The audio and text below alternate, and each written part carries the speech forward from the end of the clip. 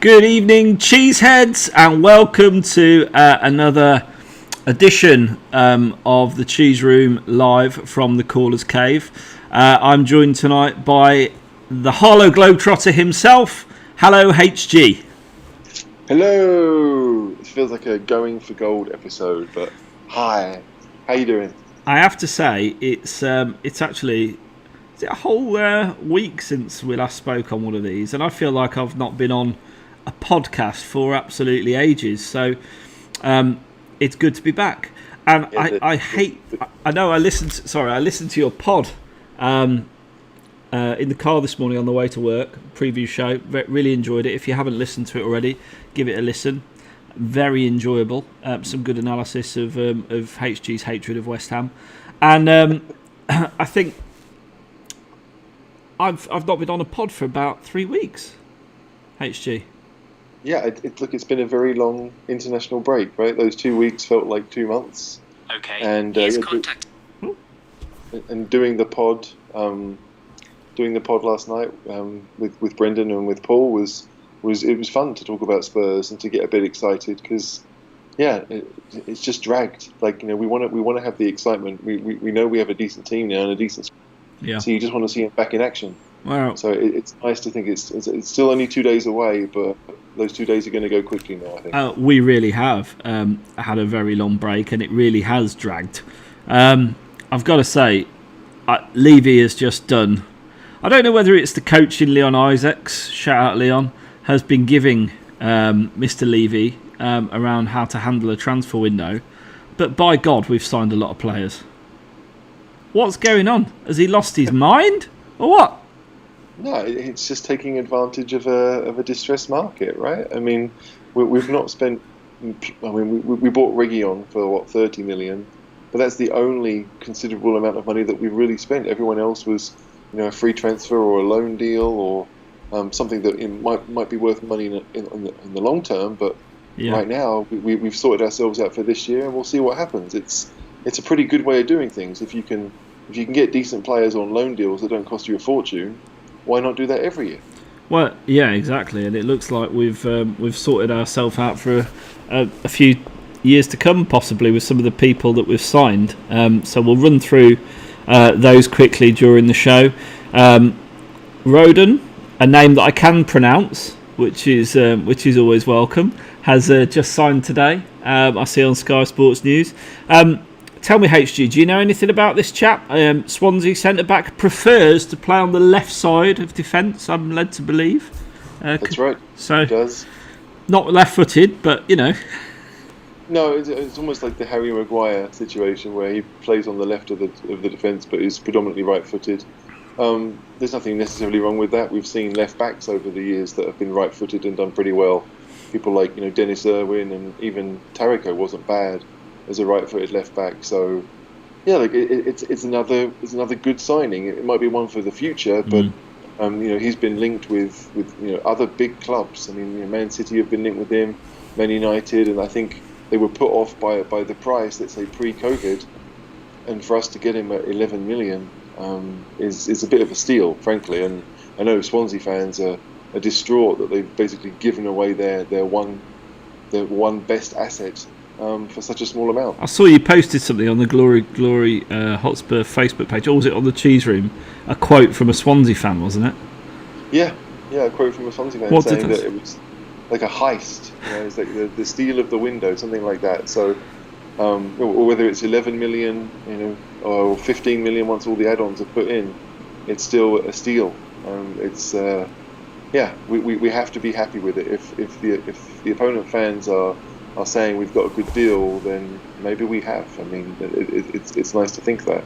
It certainly does sound like it, and you know, I'm surprised. I think we spoke the other day about maybe us signing him and going straight back on loan. That's not happened, has it? So he is fully linked up with the squad. And did you see the press release the tweet that Spurs put out announcing his arrival? I enjoyed that.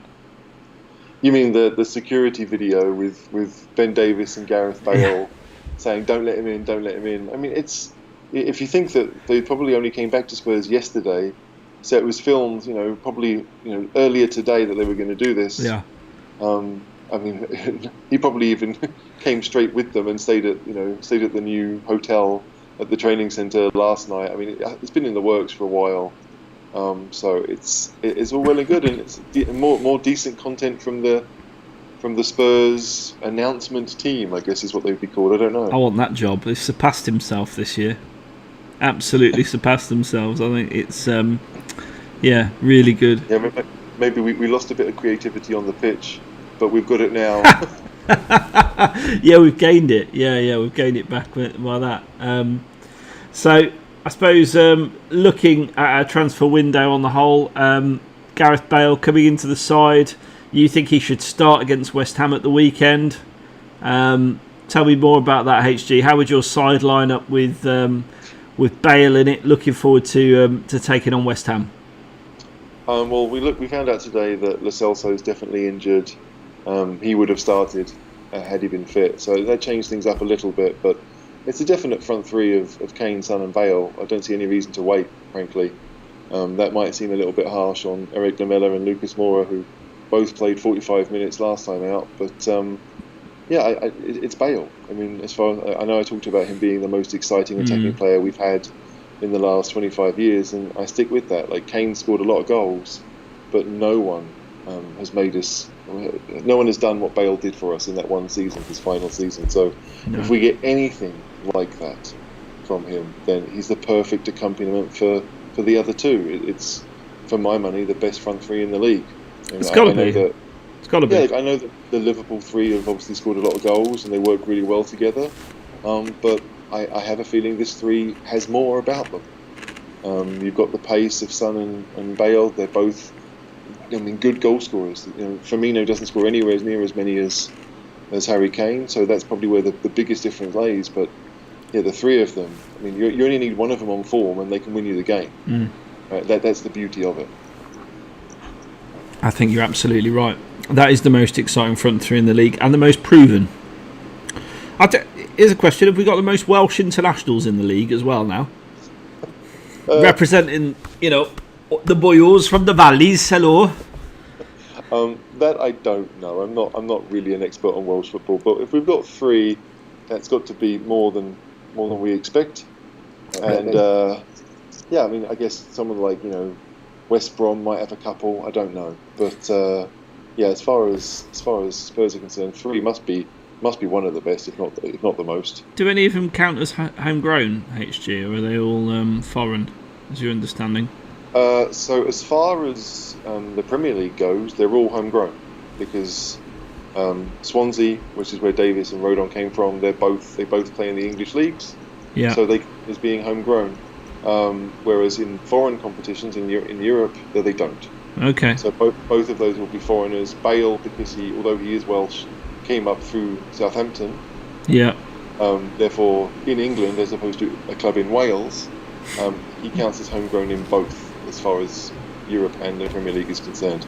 It's very weird. Basically, Europe sees Swansea as a foreign club to England, which it is, because Wales is in England, or isn't in England. But Southampton is. So had Davies and Rodon, had their youth football at a club in England, then they'd be fine. Then the nationality doesn't matter at all. Yeah, I mean, if you've ever been to Wales, HG, it really is a foreign country. So I can see. I have, but I have to say I did like Wales. I know South Wales better than North Wales, but still, it's I like it down there. If you watch, everyone's been to Barry Island, so. Maybe showing my age a little bit there, but Barry Island and down in the southwest, the peninsula, it's beautiful in Wales. So, I mean, it's not Tottenham. It is when the sun shines. That's what I would say. It's beautiful when the sun shines. But I can say this because I'm at least a quarter Welsh, possibly half Welsh, depending on how you define it. But my mum's from Swansea originally, but never lived there really. So always lived in Kent. I do have Welsh heritage, and I would say it's a beautiful country when the sun shines, which isn't very often. Every time I try and go there on holiday, it's miserable. Well, isn't it the same with like anywhere in the UK? Like if the sun shines, it's much nicer. I don't know. No, but the scenery in Wales, I mean, it's like New Zealand with worse weather, I'm told. Okay. So, Well, worse weather than New Zealand. I mean, New Zealand's not known for having great weather. I think compared to Wales, it's positively tropical, to be honest, HG. Okay, fair enough. But then, so most places. When you watch the rugby in New Zealand, it's always pretty wet. I don't think, it seems to be one of their things. But yeah, Wales and New Zealand, if it's the same. Well, full of sheep. Both countries have sheep in common. So there you go. That's the way it is. Right, I want to change things up a little bit. By the way, if you're watching tonight, drop us a comment. We'll get back to you with any questions you've got during the show. Pick our collective brains. Now, HG, I want to ask you, what did you make of Project Big Picture? Project Big Picture is was, I think we can say was now. Yeah. It was a massive power grab, right? I mean, obviously we're Spurs fans. Part of us should be probably happy that it would ensconce us more into the Premier League structure and basically give us a massive say in the future of what happens. But it didn't sit well with me. Like, I know it was Man United and Liverpool that really came up with the idea, and then had the decency to inform us 3 days before informing everyone else. But it's a terrible idea. Like, I don't agree. Like, I understand that the Big Six probably bring in most of the revenue, but that doesn't mean they get to have most of the say. I don't like that. It should be one club, one vote. And my own personal opinion is that the other 14 should probably gang up a little bit on the Big Six now and try and get a few things, but because they have. I mean, in fairness, you might be besmirching the Big Six slightly, because we don't actually know if Daniel Levy, for example, was actually in favour of it or not, and and the other 6 teams, we know that 2 of them were, but we don't know what the minds of the collective of the 4. So I think it's true, but I mean, we know enough about Levy to think that anything that's good for the club, right? Which it would be good for Spurs. He doesn't like things that are other people's idea, though, HG. That's also true. And maybe he'd wish to be part of the kind of the designing as opposed to just voting along with it. Maybe he wanted to try and change things up a little bit so it helps Spurs more than our major rivals. But I didn't like it. Like, lots of it would make sense, right? I don't mind them spending some money to help out the lower league clubs. I think that's a great idea. It needs to happen. I think it should happen anyway. But for them to offer it in return for extra power, very gracious.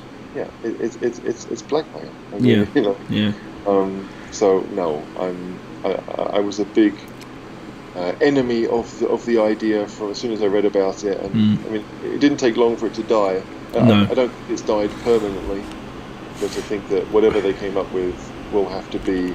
If coronavirus goes on for longer, then I'm sure there's going to be some kind of rearranged version. But the first one was nowhere near good enough.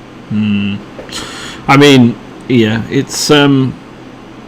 I've got a couple of questions incoming from Paul Muir, actually, before I give you my thoughts. The first of which I'll tell you now. The second of which I'll tell you after I've had my 2 penneth on the on Project Big Six, as it should have been called.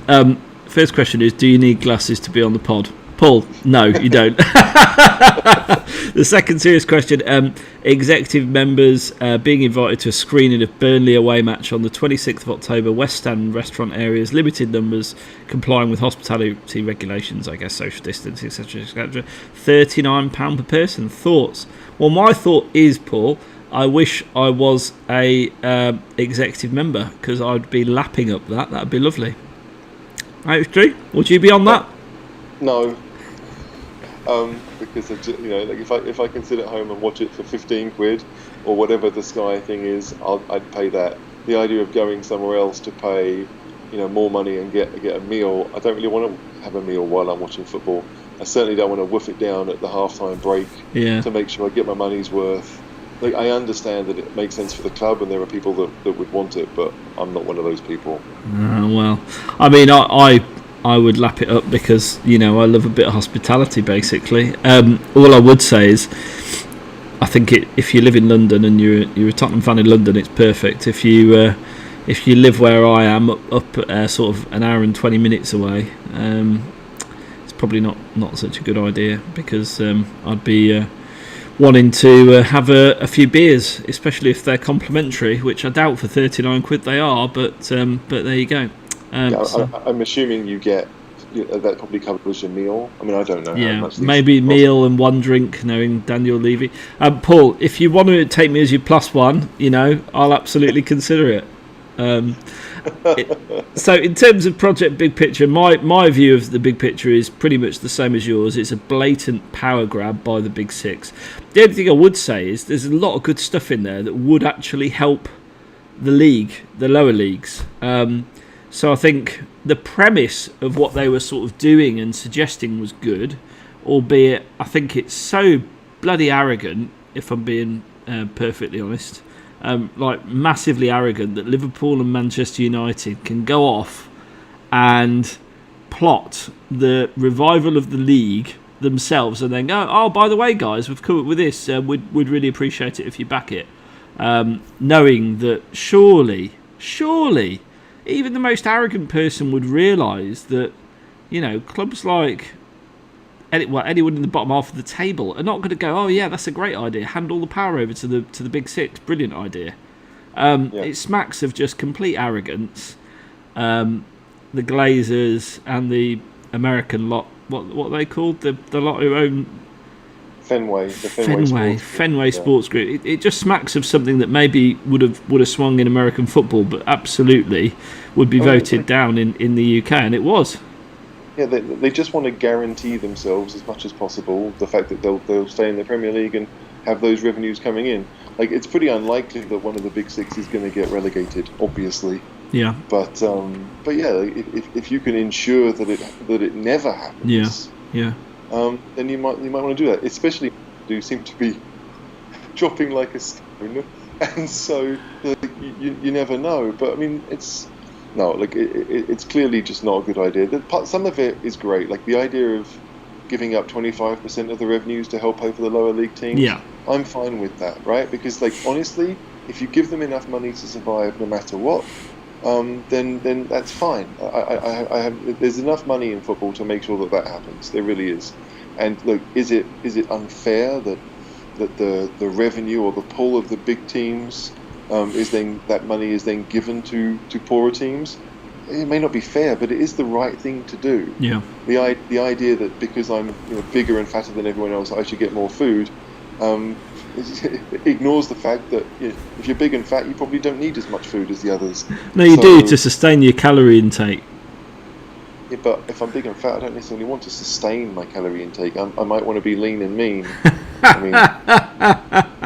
And you are, HG, you are. You absolutely are. Yeah, compared to maybe 2 weeks ago, but it's all a comparison. Okay. Paul Moore north-south divide. Yeah, there is one, unfortunately, Paul. But I'm not in the north. I just want to make that really clear. Marco says, why are you called the Cheese Room, and what are your ages? Well, firstly, welcome to the Cheese Room, Marco. I'm in my 50s, and most Spurs YouTubers seem very young. Like us, clearly, HG. So I'm in my late 30s. HG's in his, early 40s? I'm in my early 40s. There you go. But we both look older than we are. But we both look about 60, so, it's just proof, really, that that supporting Spurs puts years on you. That's what I would say. It is very true. Either that or our lovely wives, partners have done that for us. But children, having kids. Yeah. Spurs has been a lifelong struggle. So I blame Spurs more than anyone else. It's it's never easy, is it? And why are we called the Cheese Room? I mean, do you want to handle that? I mean, it's a difficult question. I suppose. Go on. I mean, all I know is that obviously the new stadium, back when the plans were announced, was supposed to have a cheese room as part of it. It was one of its selling points, right, to attract the prawn sandwich brigade, or maybe the cheese room brigade, as far as Spurs are concerned. Well, yeah. And although it never happened, I think cheese room was associated with Spurs.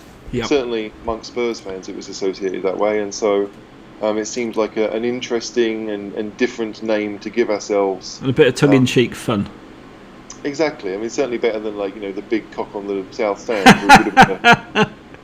who Yeah. would have described Spurs, but probably not all of us. So yeah, well, the cheese room that's how it came about, and I'm pretty certain the guy who came up with the idea, an Australian guy called Aaron, he loved the name. He thought it was different, and I know that there's a very popular podcast or football thing called Atletico Mince, which obviously makes no sense. Yeah. But it's run by Bob Mortimer, and I think it's a Middlesbrough podcast, if I'm right. Oh, really? But, okay. That is northern, Paul. If you're watching, that is very northern. Exactly. Very good, and that's why. And that is why. And I mean, who doesn't like cheese? I do. I'll never forget the time where I came on the Cheese Room podcast and I was eating some toffee cheese and I got heavily abused for that. Well, that's because you work for one of the major food providers in the UK and feeding the nation. All this fancy crap. But that's the best bit. I didn't get it from there. I got it from a wine tasting fair where there was local cheese producers there. You see, the caller caller doesn't just drink gin and tonic and whiskey and wine. He drinks beer as well and likes cheese. He likes the finer things in life and toffee cheese. Yeah, exactly. It's very good cheese, actually. Brendan McGurty. Which pie at New White Hart Lane is the best? Well, you probably know this, Brendan. You look like a man who likes a pie or two, or a bull or two on the barbecue in Brazil. I would say the tikka balti pie is spot on, but I would say you could probably rely on that at most football grounds in the UK. HG, you've been once. Did you have a pie? Yeah, I've been once. I did have a pie. I did have a pie. I can't remember which one I had though. Maybe the chicken and veg one. Chicken and veg. Yeah. There's chicken and veg. There's Tottenham Hotspur pie, which is like a minced beef and onion one. Okay, no, I don't think I had that. I really don't remember. I mean, I don't go for the food. No. I remember thinking, okay, there's lots of food to choose from, but what I wanted to do when I went for the only time was to climb climb the south stand and get a view from 35 degrees up, and that's what I wanted to see the stadium rather than eat it. So rather than eat it, yeah. I mean, yeah. I'm not going to say anything there, but I've eaten nearly everything on the menu. Twice. So twice. If you want any advice, speak to me, Brent. Chicken balti pie, very good.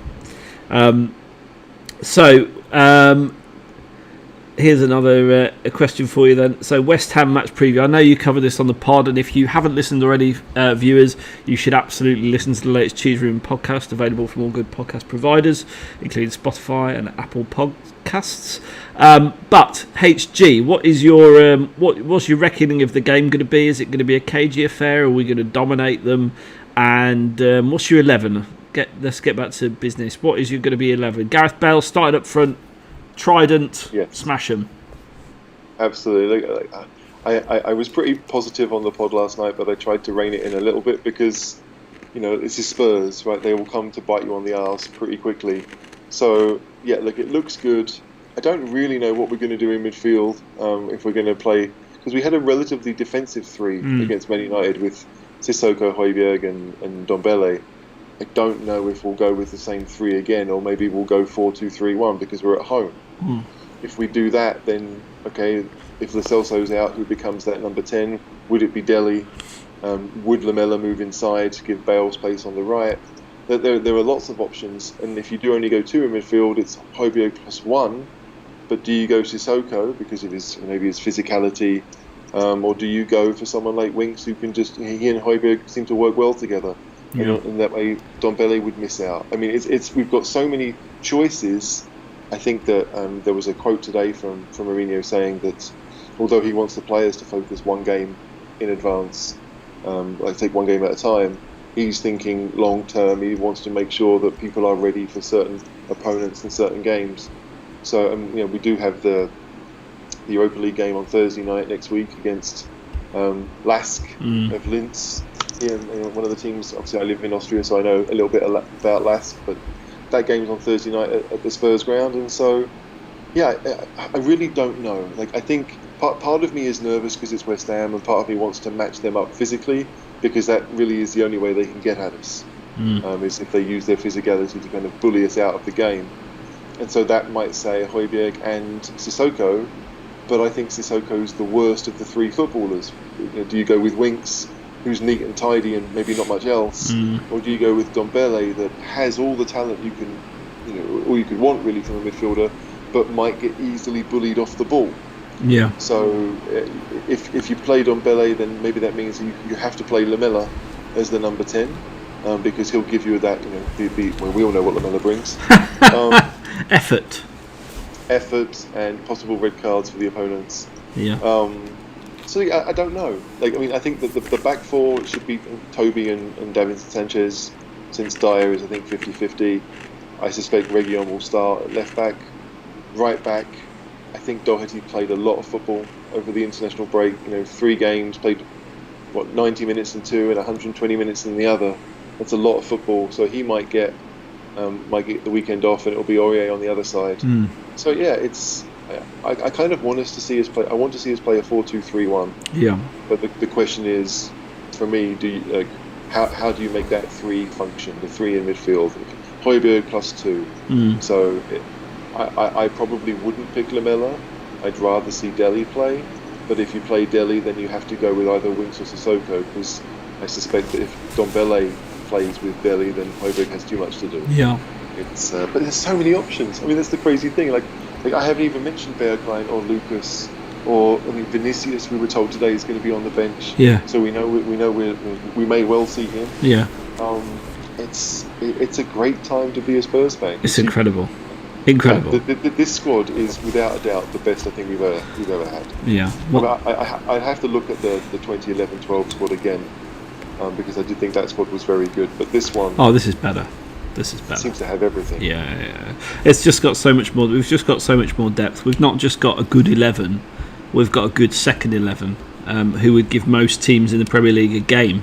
I can't believe the transformation from this season to last, really, and confidence is flowing at the moment. We've had 2 massive victories in the Premier League, through to the Europa League fairly comfortably after an early scare, and we seem to be showing the signs of a team that's getting better and building understanding all the time. I'd love to see Bale start. I can't see it myself tomorrow. I think it'll be probably Lucas who gets in on the right. But I would absolutely, if I was managing the team, would I start Gareth Bale? Possibly, as long as he's match fit. But go on. We talk about match fitness, right? Obviously that term is bandied about, and we all know that other players have played more football than he has. But I think if we're honest, Gareth Bale is better than all of the others, and the only way you get match fit is by playing matches. Yeah. If Bale at 80%, is that really better than maybe Lucas at 95 or 100%? In some respects, you might think he is, because he's a goal scorer. Lucas will give you effort. Lamela will give you lots of effort. Sometimes they'll come out with a goal, but it's not something you expect from them, really. And so, yeah, Bale, I don't know. You need goal scorers to win games, and I understand that if we don't start all 3, then maybe one of them will play, or 2 of them will play against Lask. But it's the Premier League. I want us to think that we don't rest players for the Premier League. We're not at that stage yet. We play our best team, and I think Bale would be in it almost. Even at 65%, Bale should be in it, because he can score from 30 yards, as he did last time he played against West Ham, I think. HG. Absolutely. That would be an amazing thing to see that happen again. Because the West Ham are a decent side. Yeah. They've got some good results, and they won't be a pushover by any means. But if they do sit back and defend deeply, which they have done against us in the past, then you need someone who can slap one in from a fair distance out. And Bale has done that in Spain and in England. It's not. It wouldn't be a shock to see him do it again. No, absolutely. Or an overhead scissors kick, or anything else, really. And what do we expect from West Ham? Mark Noble still is not getting in the team now, is he? Is the fact that Mark Noble's not getting in the team and David Moyes has been ill with COVID the reason for this sudden upturn in the Gypsies' form? Partly, I think they just have better balance. Although they haven't spent a great deal of money, I know they bought Said Ben Rama today, who would fit their system actually pretty well. Yeah, like I don't know if Ben Rama's registered in time to play against us, so we may get away with that one. But Yeah. Fornals and Jared Bowen have got goals in them, cutting in from the sides. Yeah, they seem to have found a system that works for them. So if Mark Noble isn't in that system, then okay. I mean, he's aging. He's one of the older players. He might be a West Ham legend. 0 caps. Yeah, I mean, like being a West Ham legend is not a massive negative. No, there's some great players in the West Ham legends. Absolutely, just not Mark Noble. Yeah, it's not a sign of quality anymore. No, right? I mean, it might have been once, but it really isn't now. So, look, I think we'd probably both like to see Noble start, but Declan Rice is a decent footballer. The Czech guy, Thomas Souček, will be a threat from set pieces, probably at both ends if he scores again, like he did last time for us. But yeah, Souček is one of those goal scoring. I mean, he's a Moyes midfielder. He's Fellaini, right? Like he won't do much, but he'll be a threat at set pieces. And he's a lump. Yeah, he'll score his fair share of goals this season. I've no doubt about it. So yeah, it won't be easy, but I'd like to think that that physicality, no matter what they have, we will be stronger than them. We will expect it because it's West Ham's cup final. The players will know that. Isn't it ridiculous? It's so ridiculous. Yeah, but it just shows what a poor side they are, or what a tin pot club they are. That a team like Spurs, that let's face it, we're not known for winning stuff. We just happen to be their closest rivals geographically. And no, Leyton Orient are their closest rivals geographically, aren't they? Yes, or Millwall. But let's be fair. Like West Ham see themselves as being at our level, and yet revenue says that we're not, right? That we're double, 2.5 times the size of West Ham now. So yeah, it sucks to be a West Ham fan and have that happen in the last 5 to 10 years, because that's really been the major difference. But in those 5 to 10 years, we invested wisely in a lot of players. Yeah. And it looks like we've done it again. So we're sustaining our improvement, I think is safe to say. And West Ham have plateaued, if not got worse. No, it's a good word. It's a good way of putting it. Sustained improvement versus plateauing. I'll tell you the one thing that probably will improve this season is the atmosphere in the Olympic Stadium. Oh ho. A couple of questions. Marco's come back with another one. Favourite Spurs player of all time? Mine's Chris Waddle. HG? Chris Waddle was bloody good. I don't remember him. I've got to be honest. I'm too young. Mate, like I know there's only a few years between us, but like, take yourself to YouTube and go and watch a Chris Waddle highlight video. The guy was almost like the closest thing to Bale. Him and Ginola and Bale, they had that ability to beat a man, but Waddle could beat a man with his eyes. I mean, the body swerve that the guy had, he was incredible. Fantastic crosser of the ball. That team, when it was Hoddle and Waddle and Clive Allen up front, that was a brilliant Spurs side. He's probably not my all-time favourite because, again, like you, he's probably I'm a bit too young for that. But yeah, from what I remember about Chris Waddle, he was a fantastic player. For me, despite the questionable home situation, I will always have a soft spot for Rafael van der Vaart. Because obviously I lived in Holland when he came through at Ajax. I watched him play there. It was the same with Van Persie. Like at that time, they were the two big Dutch talents, and sadly one went to Arsenal. But we got Van der Vaart, and those 2 seasons we had him. He's just one of those players. Like he played really well in the biggest games. He had a habit of scoring against Arsenal, and normally, I mean, I'm a big guy. I'm 6'3". I played defense when I was a kid. Defense. Why are you calling it defense? What's going on? So I played in defense when I was a kid, and so like I've always liked those players who got their joy out of stopping the ones who thought they were good. But there was something about Van der Vaart where, he's definitely up there different as far level. as I'm concerned. Gentleman as well. I've got his signed shirt on my wall. Loved him. It's such a difficult one. I mean, if you really press me, sadly I'd say Bale is probably my favourite Spurs player, just overtaking Gaza and Lineker. Like those are my three, I would say. But there's been so many good ones in between, like Ginola, even like players like Berbatov. I loved. Obviously, he's not a legend, but just what a player. We're spoiled. We've had so many good players.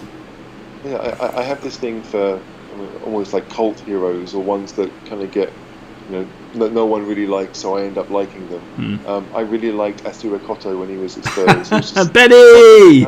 Benny, I like Disco Benny. Like the fact that he didn't take football particularly seriously and would take the bus home after games. Like I liked that about him. I thought that was endearing. Yeah. Because he was a quality footballer. Yeah. Right. I mean, like if you think about the left backs we've had. Not many good ones. Yeah, well, but he was one of the better he ones. Was. He was. It wasn't because the rest were terrible. Yeah. It's because he was genuinely a quality. He was a good player, a very good player. 4 or 5 seasons, he was your first choice and deservedly so. So I did always like him. But yeah, like I mean, I have a massive man crush on Dyer. Yeah. Because to me, it's more the mentality that he had, and I recognised that pretty early on that the type of mentality Dyer is. He may not be the best technically, and he may make stupid mistakes as he did for England in midweek. But yeah, there's something about him. It's like no, like this is what we need to win, and there's a reason why Mourinho loves him. Oh, absolutely, yeah. Mourinho only likes winners. So in Mourinho we trust. So why did he join Spurs? Because he can turn anyone into winners. Anyone. Trust me, HG, he can do it. And I think more people... Go on. Sorry, go on. So if his autobiography is not called Water into Wine, spelled W-H-I-N-E, then they've missed a trick. That is the perfect Mourinho autobiography. I can't wait for his autobiography. I think it'd be very interesting, actually, when it eventually one day materialises. I think, I'm just so glad that he came to Spurs. I think he's had such an impression on Daniel Levy. Levy's ended up pretty much giving him what he wanted, which I don't think he's given other managers, in all honesty, much as though I think he gave Poch a lot. I don't think he gave him everything he's asked for. And I think he just has with Jose. I think you saw from the documentary, he hero worships Jose, and that has worked perfectly to the first team's advantage. So I think it's fantastic, really. Absolutely fantastic that we've ended up with him, and I can't wait to read his memoirs one day. Couple more comments or questions. Al Durant says, or Durant, I should say, doubt Bale will start. Seems to be football etiquette not to start new signings 90% of the time. Lamela hasn't been away, so I'd imagine he'll stick with him. HG, probably fair. It's I don't know if it's fair. I mean, if you're saying that Lamela should play because he spent 2 weeks at the Spurs, well, so has Bale. So I don't know. I just we saw that. I mean, was it Reguilon came in for his first game? The Chelsea one came straight into the side, and people weren't sure if he was going to do that. I don't know. I mean, again, whatever side we pick, I have a belief that we'll be good enough to win the game. We've got better players. We've got better players, full stop. In the second 11, we've got better players. But it will be one of the... Sorry, HG. It will be one of the most eagerly awaited team sheets of the season. That's all I was going to say. Yeah, absolutely. Because we should be able to predict a lot about Thursday night's team from who plays. I mean, I don't think we'll make 9 changes per midweek, but still, it will be Mourinho will pick 11s based on the opponent and based on what he wants us to do. As he says, in that Netflix documentary, he coaches football teams, not football players. So he'll know the 11 he'll have in mind to beat whatever opponent is in front of him. And so that might mean that Kane plays 3 out of every 4. Yeah. It might mean that Vinicius plays a home game against a weaker Premier League side because we need Kane for something else. I don't know, but I trust Mourinho to get the rotation right because he's done it before. Yeah, absolutely. Brendan McCurdy says, can you think on the spot of a chant for Rodon?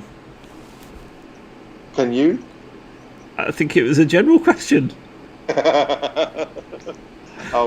So look, I can't say I came up with this one because I didn't, but I did read an article earlier today that had a chant for Joe Rodon in it. But it goes, Joey Rodon's magic. He wears a magic hat. No, if you throw a brick at him, he'll head the fucker back. To the left, he gets it to the right. And when we win the Premier League, we'll sing this song all night. Oh, I like that one. Yeah, there you go. Yeah, stick that in your pipe. I did change the words a little bit because it says Championship, and now it's obviously Premier League or Champions League. You put anything in there, really. Yeah. But he wears a magic hat. If you throw a brick at him, he'll head back. So I like it. I guess that tells us the type of defender he's going to be, right? I mean, we've all heard that he's a ball playing centre back, but he likes to defend. I think he came out today in one of those club interviews and said that he's a defender first and foremost. He loves defending. He loves, as far as how I call it, stopping the players who think they're good, right? I mean, that's kind of what it comes down to. But yeah, he can pick a pass for sure. So if you're going Rodon to Ndombele and then Ndombele forward to one of the attacking three, that seems nice. Sorry, I'm just slightly distracted because they're playing on Sky Sports News. They were just replaying Spurs versus Man United goals, and it was just a glorious thing. Rodon, yeah, I've heard he's very fast as well. HG, that's what I've heard. His running style's very upright and very fast. Yeah, it's going to be one of those. Apparently, he used to race against Daniel James at Swansea. They kind of came through the youth sides together, and he would beat Dan James. We all know how fast he is. Yeah. So I think Rodon, when he gets going, he may not start fast, but if it's a race over 20-30 yards, he'll get there before most, for sure. Samuel Fisher says Chris Jones, but I'm an oldie. I'm assuming you mean best ever Spurs players. Sorry, Samuel, I can't remember Chris Jones. I put that down to my youth, but I do take your word for it. He was excellent. I think Chris Jones is a 70s player, so it's before our time, sure. Yeah. Marco says, yeah, Gazza and Lineker are my number 2 and 3, Hoddle 4th, but only because I started following around 1985. And a chant for Rodon could reference Rodon, the Japanese monster who's in those old Godzilla films. So, yeah, I guess if you can think of a good one, Marco, let us know, we'll read it out. What else is on our agenda, HG? What are we going to discuss? I haven't got my run sheet in front of me, which is always good. I was going to ask you... Go on. No, it's fine. I was going to ask you... here we go. A 10 out of 10 window. Is it? I think I would give it 9.5. And we'll see how well we do with these new players. If we do well, it's a 10. And you're a teacher. I mean, so your marking's never wrong. No, that's true. I mean, I don't like giving out marks, at the start of the year. Right, you've got to wait till the end of the year before you decide if someone's actually quite good. But we have like the Austrian version of midterms here, so we'll know pretty quickly if it looks good. But I think that all the ingredients are there for a fantastic season, and so we just have to hope that we knuckle down and we do our homework and we get things right on the day. I mean, it's like taking a test every week, right? That's what we're going to have to do, and so I hope and think that we've got the right teacher. Yeah, we've got the right facilities. And we can get A's. We can do really well. I've got to be honest. I've never been excited like this for a season for a very long time. Very long time. Not since we finished runners up to Leicester, and I thought the following year we could do it, and we went. We did very well that season. Went unbeaten at home and all the rest of it. But I think this is a better squad than that. This is a much better squad than that, and.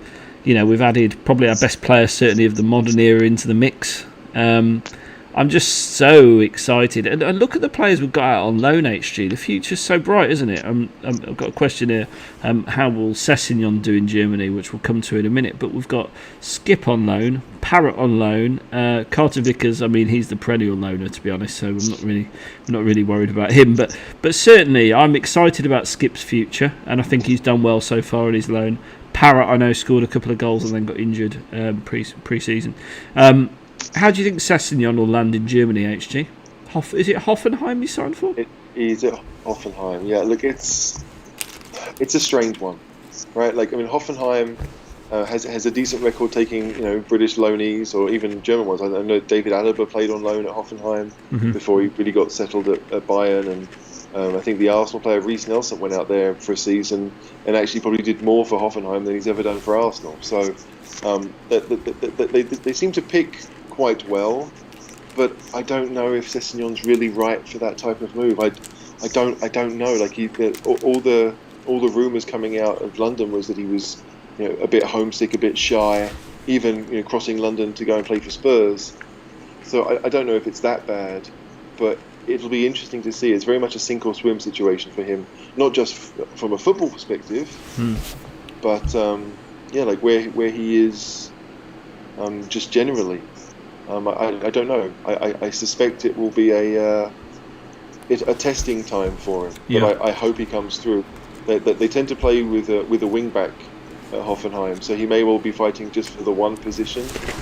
I don't know if he'll get regular football, but again, Hoffenheim are in the Europa League, so he'll get a chance to play European football, and let's just hope he makes the most of it.